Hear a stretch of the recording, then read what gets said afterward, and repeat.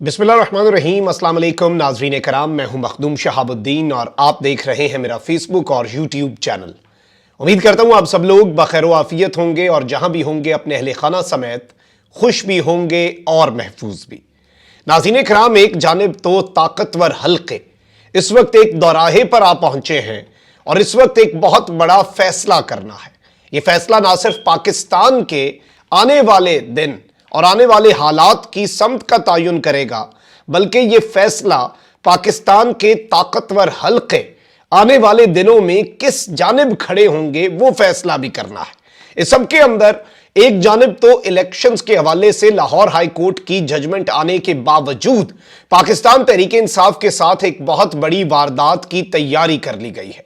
इस वारदात से निमटना कैसे है, ये वारदात क्या है, और इस सब के अंदर मार्शल लॉ लगा लो हम नहीं मानते, ये बड़ा वाज़ेह और दो टोक पैगाम जो है ये पीटीआई की जानिब से कम्युनिकेट कर दिया गया है। जबकि दूसरी जानिब मामलात और हालात अब खराब होने हैं क्योंकि बड़ी गिरफ्तारी की इजाजत इस वक्त दे दी गई है और अब ये मामला रुकेगा नहीं। ये आप अल्फाज मेरे याद रखिएगा, this is just the beginning, ये टिप ऑफ द आइसबर्ग है। अब चीजें जो हैं वो बहुत ज्यादा खराब होंगी, चीजें मैसी होंगी। और इस सब में एक और बड़ी दिलचस्प डेवलपमेंट हुई है। मुतासरीन बाजवा, ये एक टर्म है जो हम आज से इंट्रोड्यूस कर रहे हैं और बाजवा दौर में बहुत से मुतासरीन थे, बहुत से लोग मुतासर हुए और मुतासरीन बाजवा से पहला बाज़ाब्ता माफी मांगने का जो सिलसिला है वो भी शुरू हो चुका है। ये सारी डेवलपमेंट्स और इसके साथ कुछ और पॉलिटिकल अपडेट्स हैं वो एक एक करके मैं आपके सामने रखता हूं। सबसे पहले मैं आपको ये बता दूं कि हुकूमत पाकिस्तान और IMF के दरमियान सर्कुलर डेट मैनेजमेंट प्लान की दस्तावेज इस वक्त मंजर आम पर आ चुकी है। पाकिस्तान ने नवंबर 2023 तक बिजली सहमाई बुनियादों पर महंगी करने का प्लान दे दिया है। हुकूमत पाकिस्तान IMF की डिक्टेशन पर बिजली 7.91 रुपए फी यूनिट महंगी करेगी। इस सब के अंदर बिजली का फी यूनिट रेट 15 से बढ़ाकर 23 रुपए करना होगा। फरवरी तक मार्च पहली सहमाही में बिजली 3.21 रुपए फी यूनिट महंगी की जाएगी। मार्च तक मई दूसरी सहमाही और फिर अगस्त और जून तक अगस्त, और इस तरह से डिफरेंट जो है ये तरीकों से इसे आगे लेकर चलेंगे और इस तरह से अवाम के ऊपर जो एक इजाफी बोझ है वो डाला जाएगा। एक जानिब तो ये सब कुछ हो रहा है और वहीं दूसरी जानिब अब चीजें आप देख लें कि किस तरह से चल रही हैं। इस वक्त अदालतें जो हैं, इमरान खान साहब आईन और कानून और जो कॉन्स्टिट्यूशन है उसकी बालादस्ती और उसके तहफ़्फ़ुज़ के लिए इस वक्त अदालतों की जानिब देख रहे हैं। तो वहीं उसी ऐन मौके पर मरियम नवाज ने अदलिया को प्रेशराइज करने का आगाज भी कर दिया है।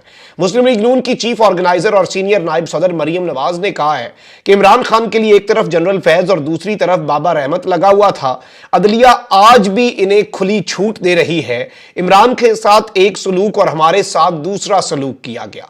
माजी की बात तो अलग है, लेकिन इन्होंने जो बात कही है कि अदलिया आज भी इन्हें खुली छूट दे रही है। और इस सब के अंदर मैं आपको यह बता दूं कि मरियम नवाज ने साफियों से गैर रस्मी गुफ्तगू की और इसमें उन्होंने कहा कि जिम्मेदारी मिलने के बाद मुझे फौरी वापस जाने का कहा गया। सबकी मुशावरत के बाद मियां साहब ने मेरे कन्वेंशन का प्लान तरतीब दिया। हुकूमत में आने के बाद हमने वन साइडेड मैदान छोड़ दिया है। उन्होंने कहा कि अपोजिशन के दौर में बड़े मुतहर्रिक रहे हैं, मियां साहब के मौजूद ना होने से जमात की कारकर्दगी मुतासिर हुई और ये सारी चीजें। तो एक जानिब हुकूमत जो है अब ये हुकूमत में आना जो है इसे भी ये गलती डिक्लेयर करेंगे, लेकिन अब पाकिस्तान की जो अवाम है वो इस वक्त सब समझ चुकी है और वो इस वक्त सब कुछ देख भी रही है और समझ भी रही है। वहीं दूसरी जानिब ज़िमनी इंतखाबात में PDM तो इन इंतखाबात का बेसिकली बायकॉट करना चाह रही है, लेकिन पीपल्स पार्टी टेक्निकली PDM का हिस्सा नहीं है। पीपल्स पार्टी यहां पर भी एक वारदात डाल सकती है। और अब पीपल्स पार्टी के हवाले से भी मेरे पास अपडेट है कि ज़िमनी इलेक्शन लड़ने पर पीपल्स पार्टी में इख्तलाफात हैं, जिसके बाद फैसला बदलने का इम्कान है। तफसीलात के मुताबिक पीपल्स पार्टी के सूबाई जनरल सेक्रेटरीज इलेक्शन लड़ने के हामी हैं, जबकि दोनों सेक्रेटरी जनरल नैयर बुखारी और फरतुल्लाह बाबर भी इलेक्शन के खिलाफ हैं। साबिक वज़ीर आज़म यूसुफ रजा गिलानी और परवेज अशरफ भी इलेक्शन लड़ने के हक में नहीं हैं।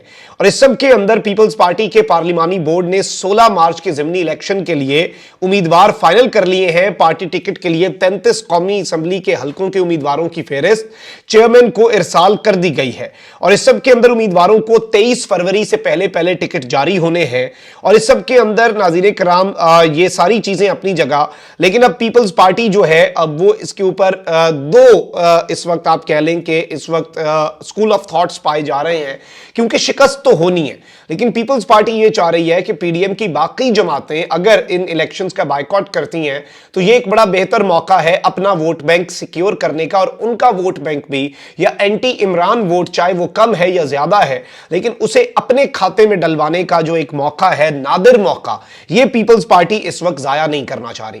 وہیں دوسری جانب ایسے آل شریف کے لیے اس وقت ملک میں تو ریلیف ہی چل رہا ہے، لیکن ایک ایکسپیکٹڈ موو ہوا ہے اور آل شریف کو ایک بڑا دھچکا پہنچا ہے۔ اسپیشل کورٹ نے سلمان شہباز کو بے گناہ قرار دینے کی ایف آئی اے کی رپورٹ مسترد کر دی ہے۔ تفصیلات کے مطابق سلمان شہباز کے وکیل نے رپورٹ کا جائزہ لینے کے لیے 2 ہفتے کا وقت مانگ لیا، جس پر عدالت نے سماعت 4 مارچ تک ملتوی کر دی، اور عدالت نے بعد ازاں تحریری فیصلہ بھی جاری کیا، اور ایف آئی اے نے بیسیکلی سلمان شہباز کو بے گناہ قرار دیا تھا۔ اور اس سب میں جو جج ہے بخت فخر، انہوں نے اپنے عبوری حکم میں کہا کہ وہ حیران ہیں کہ تفتیشی افسر نے سلمان شہباز اور طاہر نقوی کے خلاف مواد دیکھے بغیر ہی انہیں بے گناہ قرار دینے کی رپورٹ بنا دی۔ عدالت ملزموں کو بے گناہ قرار دینے کی رپورٹ پر عمل درآمد کی پابند نہیں ہے۔ اور یہ جیسے دیکھیں نا کہ ایف آئی اے ایک ادارہ ہے، ہم اس ادارے کی عزت کرتے ہیں، یہ ادارہ اپنا کام بہترین انداز میں کرتا رہے تو بہت بہتر ہے، اور ادارے کی اپنی ساکھ، ادارے کے جو لوگ ہیں انہیں بھی یہ چیزیں دیکھنی ہوں گی، اور ظاہری بات ہے کہ آپ کسی حکمران کے اعلی کار نہ بنیں، آپ پاکستان کے رہیں، آپ پاکستان کی جو اصل مفادات ہیں ان کا تحفظ کریں تو وہی چیزیں ٹھیک رہتی ہیں۔ اب وہیں دوسری جانب آپ دیکھ لیں کہ معاملات کتنے خراب ہیں۔ وفاقی وزیر داخلہ رانا ثناءاللہ نے کہہ دیا ہے کہ حکومت نے سابق وزیر خزانہ شوکت ترین کی گرفتاری کی اجازت دے دی ہے، اور میڈیا سے خصوصی گفتگو کی انہوں نے کہا کہ ہم تو جی پاکستان کی ترقی کے لیے دن رات کام کر رہے ہیں، کچھ سیاستدان اپنے گھٹیا ایجنڈے کو آگے بڑھا رہے ہیں۔ عمران خان 3.5 سال اپنے گھٹیا ایجنڈے کو چلاتے رہے، ان کے گھٹیا ایجنڈے کو یہ عوام مس کر رہی ہے آپ کی حرکتوں کی وجہ سے۔ اگر ان کا ایجنڈا گھٹیا تھا تو اس وقت جو آپ عوام کے ساتھ کر رہے ہیں اسے کیا نام دیا جائے، اس پہ انہوں نے کوئی بات نہیں کی۔ اچھا، پھر انہوں نے وہی ساری باتیں، لیکن انہوں نے اس سب کے اندر کہا ہے کہ شوکت ترین کے خلاف انکوائری مکمل ہو گئی ہے اور حکومت نے انہیں گرفتار کرنے کی اجازت دے دی ہے۔ ایف آئی اے نے شوکت ترین کی گرفتاری کی اجازت مانگی تھی۔ عمران خان چاہتے ہیں کہ پاکستان عدم استحکام کا شکار رہے۔ اب یہ ایک بہت بڑی، اور میں یہ سمجھتا ہوں کہ یہ الارمنگ ڈیولپمنٹ ہے، اور جیل بھرو تحریک کی طرف عمران خان کو بہت تیزی سے دھکیلا جا رہا ہے، اور یہ کوشش کی جا رہی ہے کہ عمران خان کے صبر کا پیمانہ جلد لبریز ہو جائے، اور جتنی جلدی ہو سکے یہ سب کچھ ہو، تاکہ اس سارے معاملے میں آپ کو میں یہ بتا دوں کہ ظاہری بات ہے یہ کنفرنٹیشن چاہتے ہیں، یہ چاہتے ہیں کہ حالات جو ہے وہ خراب ہوں۔ اب آپ کو میں یہ بھی بتا دوں کہ گورنر پنجاب اور الیکشن کمیشن کے خلاف توہین عدالت کو بھی کا جو ایک ڈنڈا ہے وہ بھی پی ٹی آئی نے تیار کر لیا، اور اس کے ساتھ ساتھ مارشل لاء کے حوالے سے بھی فواد چوہدری صاحب نے ایک خصوصی گفتگو کی ہے، بلکہ میں یہ سمجھتا ہوں چوہدری صاحب کو نریٹ کرنے کے بجائے یہ 1.25 منٹ کا کلپ ہے، آپ چوہدری صاحب کی اپنی زبانی سنیں وہ کیا کہہ رہے ہیں۔ اصل اگر انہوں نے نواز شریف فیملی کا اور زرداری فیملی کا نام رکھا ہوا ہے پھر تو کچھ نہیں کہا جا سکتا۔ ریاست کو تو انہوں نے تباہ کر دیا۔ کل جو ہے لازماً اس کا شیڈول آنا چاہیے، اور انشاءاللہ کل ہم توہین عدالت بھی موو کر دیں گے، اور الیکشن کمیشن کے خلاف اور گورنر کے خلاف، اور جو بھی فیصلہ آنا ہے وہ کل ہی آنا ہے، کل سے آگے نہیں جا سکتا۔ اگر دیکھیں نا کل یا پرسوں میں انتخابات کا اعلان نہیں ہوتا تو پھر ہمیں آئین کی بحالی کی تحریک چلانی پڑے گی، اور آئین کی بحالی کی تحریک کے لیے ہم تیاری کریں گے، اور اگر وہ اناؤنس ہو جاتے ہیں تو پھر ظاہر ہے کہ کیمپین میں جائیں گے۔ تو دونوں صورتوں میں جلسے جو ہیں وہ تو بڑی جلدی انشاءاللہ آپ دیکھیں گے کہ وہ سڑک پہ ہوں۔ اگر آپ کے نمائندے الیکٹڈ نہیں ہیں تو اس کا مطلب یہ ہے کہ ملک میں آئین نہیں، اور یہی وہ قرارداد مقاصد ہے جس کے اوپر پاکستان کے آئین کی بنیاد ہے، اور اس کے ساتھ آرٹیکل 105 اور آرٹیکل 224 بالکل واضح ہے۔ تو اگر آپ رانا ثناءاللہ صاحب کو پسند نہیں ہے پاکستان میں الیکشن کروانے، وہ کہتے ہیں کہ نہیں ہو سکتے، تو پھر وہ خود بھی ہٹ جائیں اور ملک میں مارشل لاء لگا لیں۔ سمپل بات ہے۔ آئین، یہ تو جنیجو صاحب کی ایک بڑی مشہور سٹیٹمنٹ تھی کہ جمہوریت اور مارشل لاء اکٹھے تو نہیں چل سکتے، یا ملک میں مارشل لاء ہوگا یا جمہوریت ہوگی۔ تو اس وقت تو نہ ملک میں مارشل لاء ہے نہ جمہوریت ہے، یہ سلسلہ تو نہیں چل سکتا۔ جی، आपने देखा नाज़रीन कराम कि किस तरह से चीज़ें चल रही हैं, और इन्होंने यही कहा कि अगर इस तरह से निज़ाम चलाना है कि ना मार्शल लॉ ना जमहूरियत, तो इससे अच्छा फिर आप ये अब जब मार्शल लॉ लगाएं, फिर हम देखें, फिर हम उस हिसाब से अपनी चीज़ों को लेकर चलें, और हालात इतने ही ख़राब हो चुके हैं। अच्छा, वहीं मैं आगे बढ़ता हूँ, और क्योंकि जनरल बाजवा के मुतासरीन जो हैं उनमें अबसार आलम साहब जो हैं उनके बेटे भी शामिल हैं, और अबसार आलम साहब ने एक आर्टिकल लिखा और किस तरह से मुतासरीन बाजवा जो हैं उनमें से पहले मुतासरीन में से जो पहला मुतासर फरीक है उससे माफ़ी भी मांग ली गई है, उस पर भी आते हैं। लेकिन पहले मैं इसका थोड़ा सा पस मंज़र दे दूं। और अबसार आलम साहब लिखते हैं कि पिछले दिनों जनरल बाजवा और उनके 7 साहबजादे को दुबई में मटर गश्त करते हुए सड़क क्रॉस करने के लिए रेड सिग्नल पर बगैर हिफाजती कमांडोज के इंतजार करते देखकर मेरा कमज़ोर दिल टूट ही गया।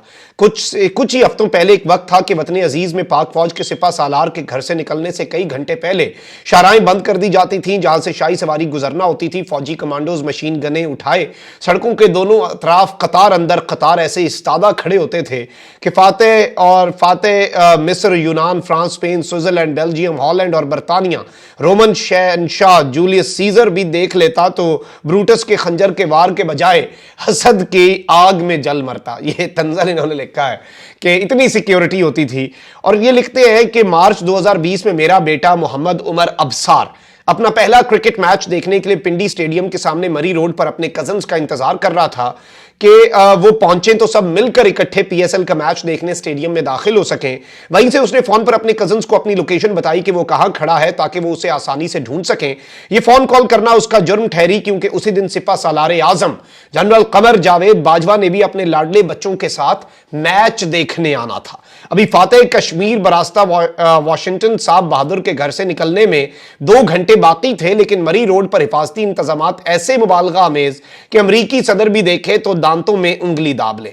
अच्छा, किस्सा मुख्तसर बड़ा तंजामेज भी इन्होंने ये सारी बातें लिखी, और इन्होंने यही लिखा कि उसके अंदर बहुत से लोग थे और स्नाइपर्स और ये सब लोग, और इन फर्ज शनास एहलकारों ने जब एक 20 साल लड़के को फोन पर बात करते देखा तो भगदड़ मची। फौज और पुलिस के चाको चौबंद जवानों ने फौरन उसको घेर लिया, उसके हाथ से फोन छीन लिया और उसे घसीटते हुए ले आए और पूछा कि वो कौन है, तो उसने अपना नाम बताया और मजीद पूछने पर बताया कि वो अबसार आलम का बेटा है।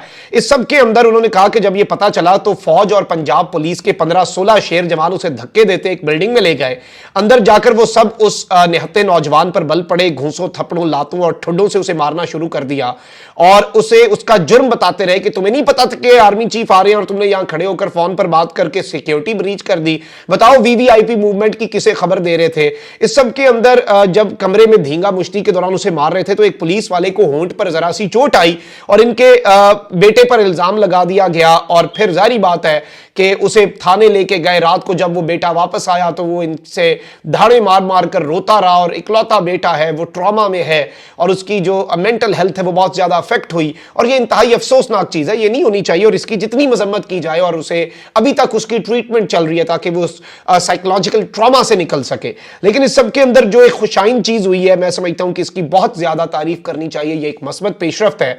अबसार आलम साहब के आर्टिकल में उनके बेटे के साथ पुलिस के नारवा सलूक से उसकी जिंदगी और पढ़ाई, 1 साल भी पढ़ाई का मारा गया, इतना मेंटल इफेक्ट पड़ा एक बच्चे पर। इस सब के अंदर उसकी जिंदगी और पढ़ाई पर पड़ने वाले असरात के इजहार के बाद उस वक्त के रावलपिंडी पुलिस चीफ जो है उन्होंने घर जाकर अपने इदारे की तरफ से इसकी दिलजोई की है। और जाहिर बात है कि मैं ये समझता हूं कि किसी भी शख्स की, हर पाकिस्तान का जो शहरी है उसके राइट्स जो हैं वो बहुत ज्यादा हैं और वो आपको नजर आ जाते हैं। तरक्की याफ्ता ममालिक क्यों तरक्की करते हैं, उसी तरह से जिस तरह से जनरल बाजवा अपने बेटे के साथ दुबई की सड़कों के ऊपर एक पेडेस्ट्रियन क्रॉसिंग में जो उसके लिए इशारा है पैदल चलने वालों के लिए, उस पर भी खड़े हो जाते हैं और उसका भी एहतराम करते हैं। उसी तरह हर शख्स का और कानून के हर पहलू का एहतराम जो है, यही एक मैसेज है। मैं समझता हूं जितने लोगों के साथ अगर कोई ज्यादती कुछ भी हुआ है तो वो एक फर्द वाहिद की दौर के अंदर अगर हुआ है तो उसके ऊपर पूरा इदारा, कोई भी इदारा, चाहे वो पुलिस हो, चाहे वो फौज हो, चाहे वो एफआईए हो, जो भी इदारा हो,